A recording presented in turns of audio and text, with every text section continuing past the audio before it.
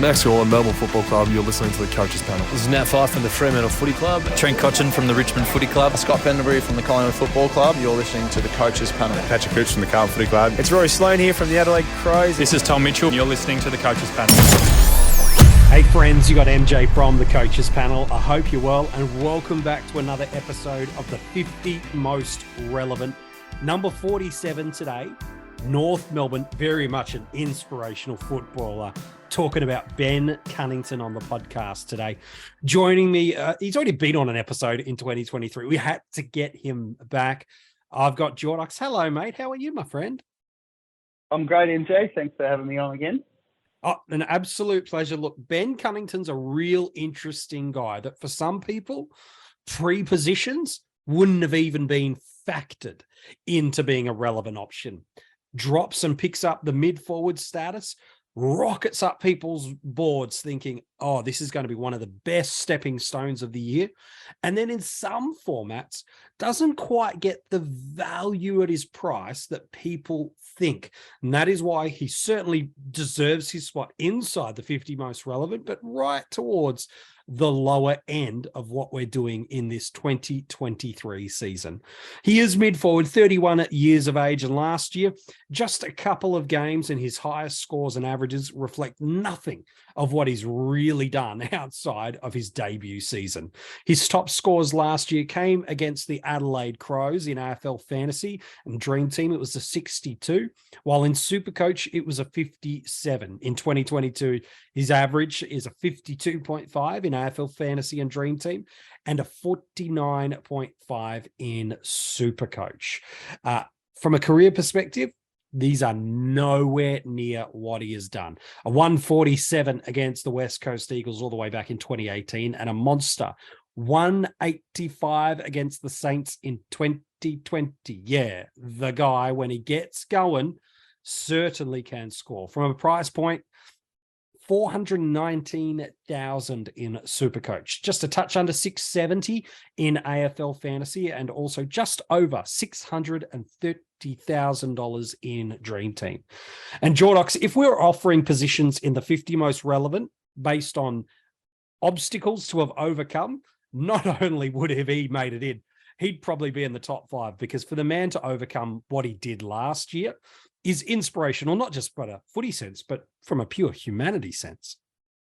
Absolutely. It was a great story, wasn't it, MJ? And it, you know, his comeback game happened to be against the Crows, which I was annoyed about at the time. So I didn't want them having any extra motivation to win that game. But no, it's great to see him back.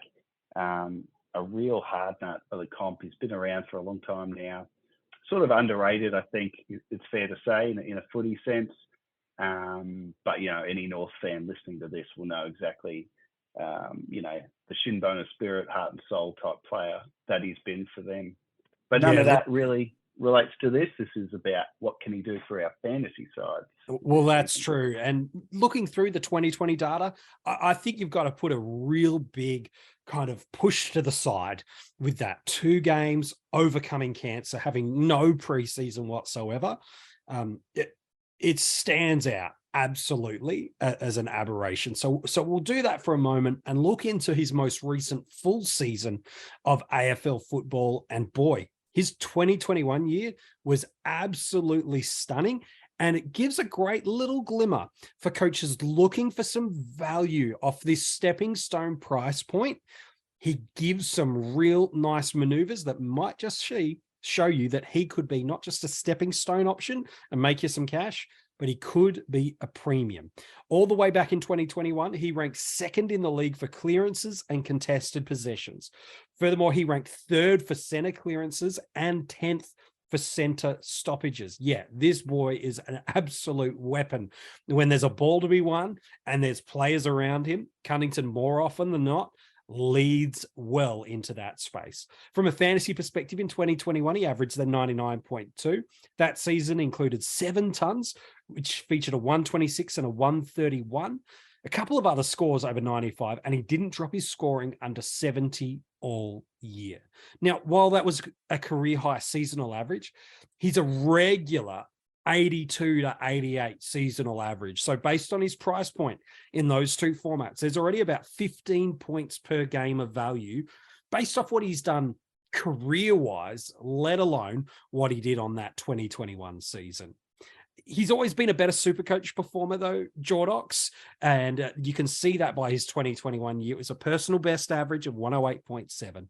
He registered 9 tons, 6 of them over 120. And in fact, he went in an 8-game stretch of consecutive triple-figure scores where he averaged 124. We talked about these previous seasons.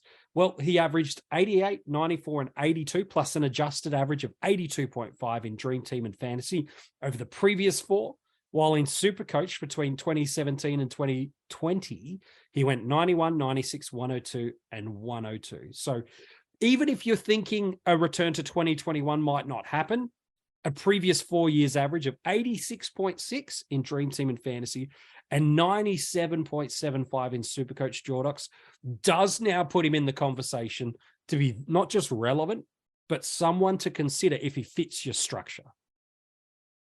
Yeah, and those 2 games in 2022 they did play in the back end of the year, you know, you can disregard the scores and that, you know, come from a long way back.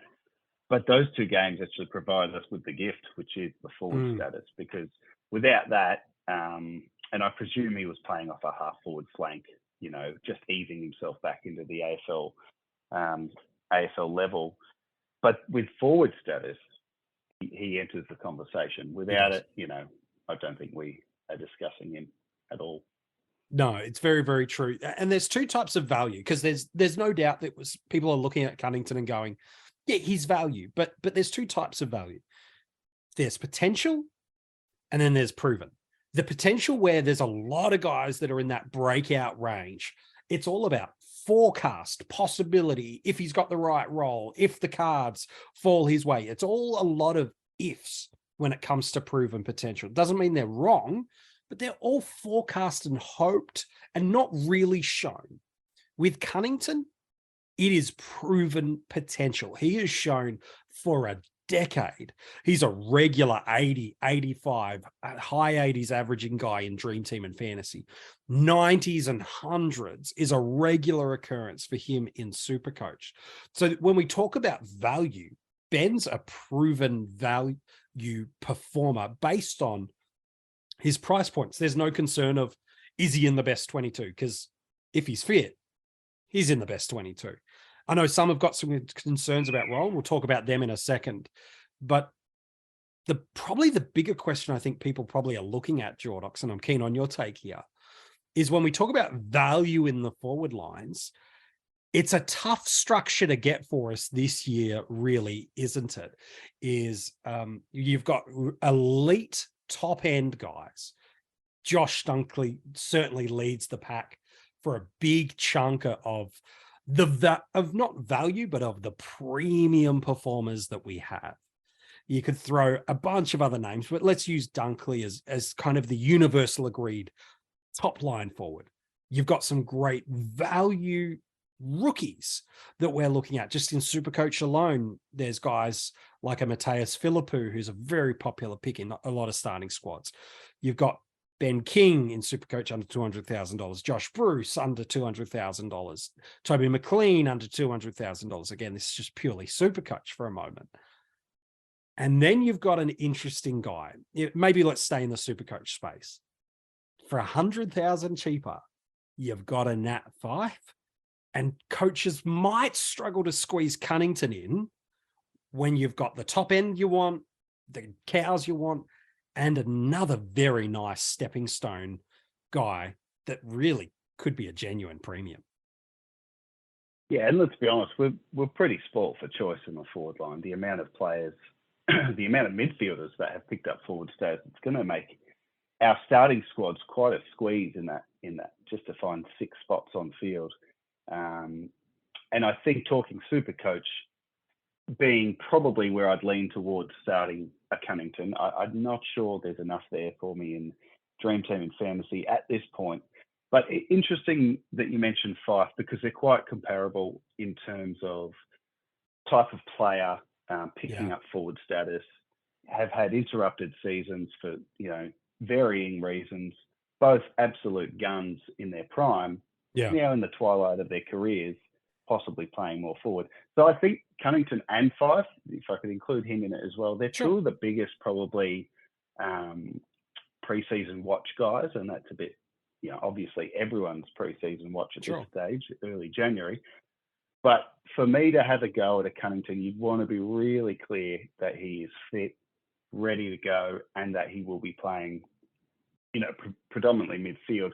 My concern with him playing midfield, and I know you're quite bullish on him doing it, is just the way, obviously the profile of North Melbourne, a young side in rebuild, and they're not short of, really good up-and-coming midfielders that they're going to want to see exposed. So putting Cunnington straight back into the guts would be great, and it's probably going to help them on field and on the scoreboard. But developing guys like LDU, to a lesser extent, Jai Simpkin has been around longer, but that young crop in the last few drafts that they've brought in, they're really going to want to expose them to lots of midfield minutes.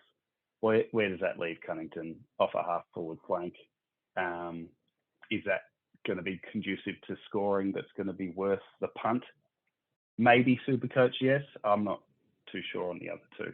Yeah, well, you're alluding to those three players in George Wardlaw, who was recently drafted as a first rounder, and then a couple of seasons back in Tom Powell and Will Phillips, a kind of that three. And that is the concern I think others do have around Cunnington. If you're looking for reasons not to pick Cunnington, they become, structurally, I can't fit him in. I like other stepping stones around there, or I'm just purely going for a guns and rookies approach in my forward or midfield. And then the other is around role, because that's probably where North Melbourne are at their deepest in terms of feeling like they've got their best talent. LDU, Simpkin, and then those three kids that I mentioned. Greenwood is another that has rolled through there. I think Liam Shields is there only as coaching, culture, and an insurance policy, and not really much else. What I have noticed over watching the AFL over the past few years is if you go too young, too often, you do some serious damage to not just your culture, but how you actually function as a team. And so the reason I'm really quite confident that I still see Cunnington as one of the primary movers in their midfield is he offers something that they need, which is not just culture, not just the shin boner spirit that you alluded to, but he's an elite clearance winner. And he will teach guys like LDU, who's only really shown bursts over a dozen games, Simpkin, who's always been there, but never really fully lived up to his potential, let alone a relatively untried and tested, newly drafted trio over the past few years. They need that experience. They need that big body. They need that clearance to be able to help them through there. So for me, I'm not so worried that he'll disappear drastically from that midfield unit. He'll need to find other parts to his game through that half forward flank, but I still see him as very much a 60% centre bounce attendance guy, more than comfortably through there. I think you're right. The other option before we talk about him in terms of where it sits is he does have a very nice buy. Round 15, the final buy, he gives you the opportunity to do multiple things at his price point. Number one, run him for the year if he's absolutely dominating. Awesome. Number two, run him up to his buy and then get that forward that you need to coming off the round 12 or 14 buy rounds. Or the third option, we've got more trades in these limited trade formats than we've ever had before. And so a couple of rounds in Dream Team and SuperCoach, if he's not delivering the way you'd expected, there'll be a guy in that range that is, whether it be through the midfield or the forward line, and you can just easily use that trade and cut your loss and move off. So for me, I think to look at a Ben Cunnington and go, I am discounting him across all the formats so early in January when clubs aren't even back yet from their summer Christmas break, it is a little bit rushed. He's got the upside to be a brilliant low value pick that could hold to the bottom edge of what our premium forwards do this year. That's his upside. The downside, he doesn't really pop, and you use a trade to get the guy that is.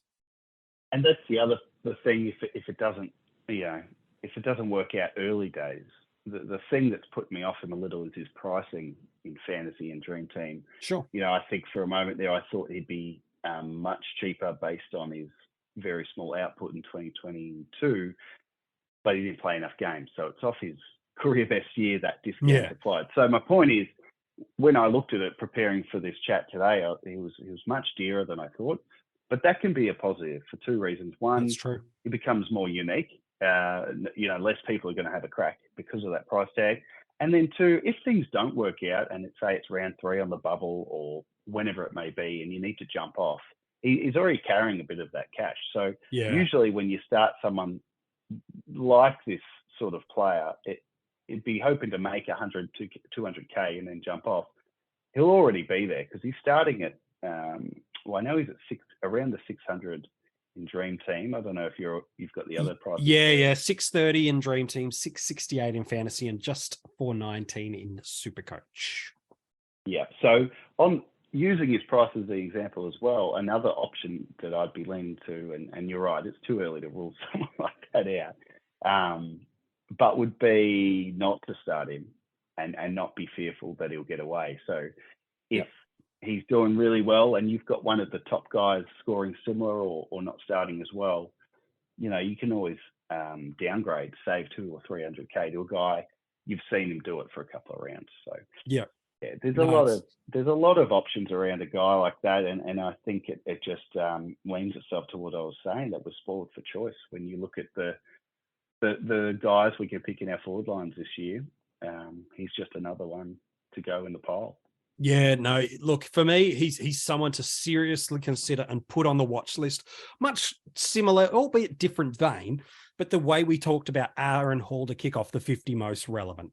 There's a lot of flags and a lot of concerns and a lot of reasons to instantly discount someone. But the month of January for fantasy coaches shouldn't be about ruling guys out for your consideration. It should be opening up the possibilities, looking at what a player could do, how it fits into your side and structure, and how it might, if the things that happen as intra-clubs start to happen, the preseason matches, as injuries start to unfold, as the way clubs are structuring up, these all become elements. So for me, Ben Cunnington is right in the mix of someone to seriously consider. And definitely SuperCoaches is one that it's more favored to than the others, but certainly he's someone you could really look at in the other formats. All right, so let's talk about Ben on draft day and where he goes. Probably we've talked about the SuperCoach versus the other formats, Jordox, so it's probably going to be certainly dependent in those two formats. And maybe the variance of where he goes depends on when your draft is. Where are you happy to take him on draft day? Because I think SuperCoach, he'll certainly in those formats gets drafted earlier. Where do you think he should be getting picked up across our drafts? Yeah, certainly my mindset is always leaning towards the Dream Team side of things because as you said, SuperCoach be much earlier than probably what I'm about to say. But I'm pretty excited about the thought of getting him pretty late, maybe even as an F2, which sounds bonkers, but I think there's a chance for it. There's a couple of reasons. His average in the 50s means he'll be pages in, depending on how you order your players, but most will do it from average. And then it's exciting because he's actually been a draft guy. He's always been a draft guy. Like you said, that average between 80 to 90 as a pure mid, that's fine in drafts. You can M4 or M5, whatever it is. But now he's a forward, so I think he'll be forgotten about. I think you'll be able to get him in some leagues. He will. Yeah. Look, for me in SuperCoach, he's right in that mix to be a top 30 forward for me. And again, that's purely just based on what he can do. So you could get a guy with F2 to F3 potential that, again, depending on the knowledge of the people in your league, that might be where you have to reach for him as an F3 because people will look for value. Salary cap hype does influence draft coaches. Timing of draft does mean everything. But for me, I think Cunnington's a pretty safe top 30 forward in SuperCoach. So I'm very, very comfortable jumping on him. And in AFL Fantasy and Dream Team, when guys are looking for these potential breakout hoped guys at F3 and F4, I'd be very, very happy at an F4 space to jump on a Cunnington, no problems. The thing with the forwards, though, is if you've tried to rank them out yet, here's what I'll say. In Dream Team and Fantasy, it falls away real quick. Like real quick. The top end is good. Then there's a not too bad kind of middle dozen or two.